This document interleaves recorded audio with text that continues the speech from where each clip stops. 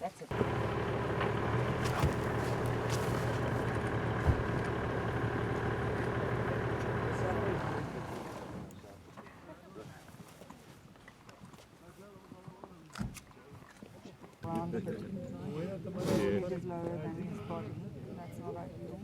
There's no possibility to do a physical exam on the animal before you immobilize them, so you're shooting a little bit in the dark with that in that sense. There's always a risk, especially with the drugs that we use. Respiratory depression, cardiac depression, and everything is an important side effect of those drugs. So it's important to monitor and manage those potential side effects. 1, 2, 3, pull. 1, 2, 3, pull. Okay, sharp.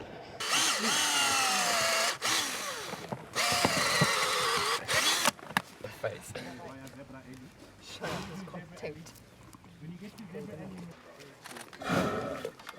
Device to infuse the horn. Okay, James. Okay, do we want to lift his head up onto the door box a bit?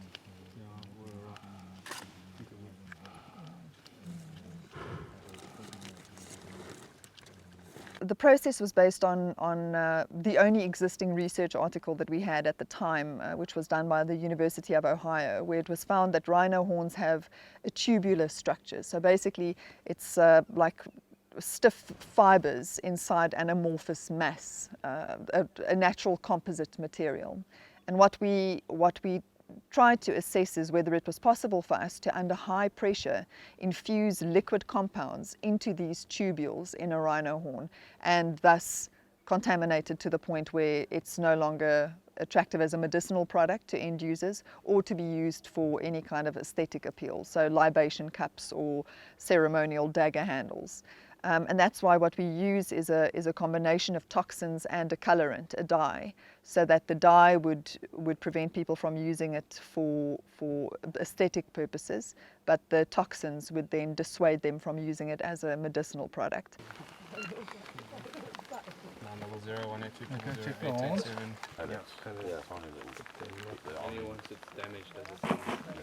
We took the risk in doing it, and 7 years later, touch wood, we haven't lost a rhino. And, we believe that there's merit in doing this. There's nothing else that you can do apart from dehorn the rhino. And in my mind, dehorning a rhino, firstly from a tourism perspective, and we in the tourism business, no one wants to take a photograph of a rhino without a horn. So this kind of, for the people that say that they can't go through. Okay. Do you check how it's coming out? Yeah, it's coming out, and you can see quite a lot of seepage from inside the horn, some distance away from the infusion device. So there's infusion compounds coming out here, there's some coming out there, and that means that there quite clearly is movement within this horn, which would obviously be impossible if horns weren't permeable.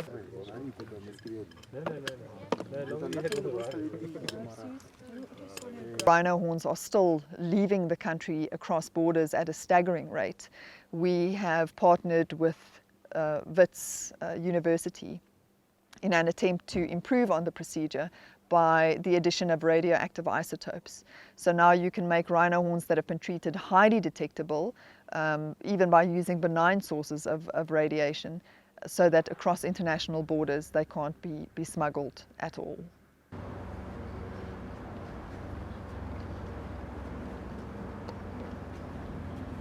But the idea is you put into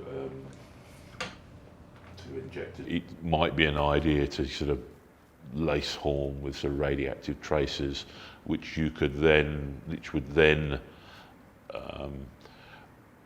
make it a lot easier to detect rhino horn that has been moved across international borders.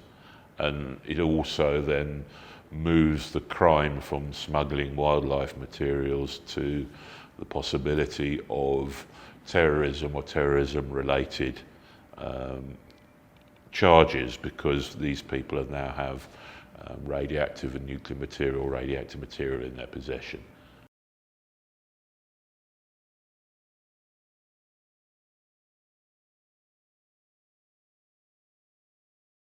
The rhino needs that horn to socialize, to defend itself, to mark its territory. It's such an integral part of its life that it has been known that you take their horn off, the animal goes into a form of depression. And sure, they will adapt, over time, but it's not what I believe in. And it's, I think the devaluing the horn with the poison is the only other sort of compromise where you're devaluing the horn, but you also got an animal that's still beautiful and natural.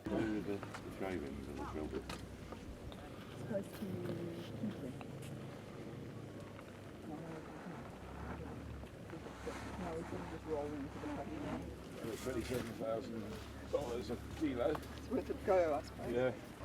Everything. Do you want to take that piece of wood out from under? No. it? Are they pressurising that thing or not? And just putting a pressure to the last